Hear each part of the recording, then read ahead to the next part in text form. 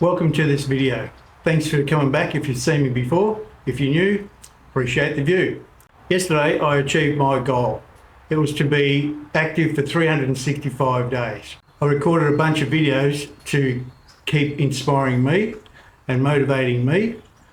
And if that inspired anybody else as a result, well, that's a good thing.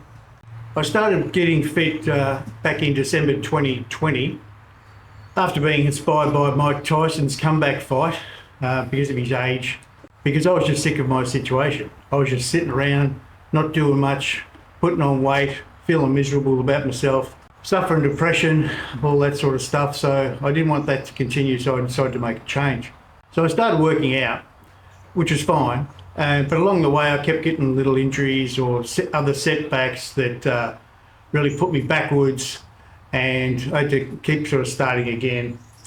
So this time I was determined to do something every day so I wouldn't fall out of a routine.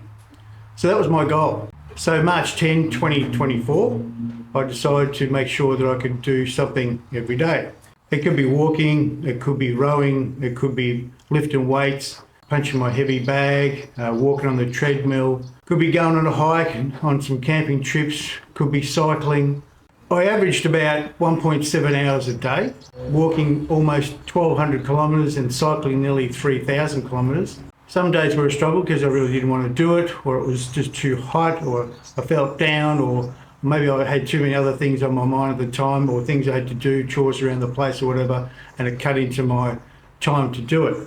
But out of guilt and the shame of failing, I managed to squeeze in some sort of bit of exercise every day, even if it was a walk right in the middle of the night. So if you're wondering, is it all worth it? Well, short answer is yes, of course. There's plenty of reasons to be active. It's good for your health. You can maintain your weight or lose weight.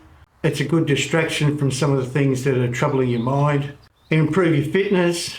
You're not sitting around just watching TV, you're actually doing something else. It's good for your sleep. You can socialise some. You can sometimes just discover the beauty around you when you're out walking or riding your bike. You know, taking pleasure in the things that are around you instead of just feeling maybe down and negative about stuff. There's downsides to everything you do, even with being active. You could be susceptible to injuries. You've got to dedicate the time. And sometimes you can actually realise more of your loneliness. What do I mean by that? Well, for me, for example, a lot of the times I wanted to go riding or do some activities with different people or get together with groups or whatever, and it just wouldn't happen. People had too many things on their plate, or they just didn't want to do it, or changed their minds the last minute, and you ended up just doing stuff on your own. And when you're doing stuff on your own, especially if you're going on long rides or something like that, the loneliness does sort of permeate your mind a lot because you realise that you're just doing something else on your own. But that's when you've got to try to concentrate on the things that are around you when you're riding and admire the landscape and stuff like that. So distract your mind from the bad things and then concentrate on the good things that you're getting from it.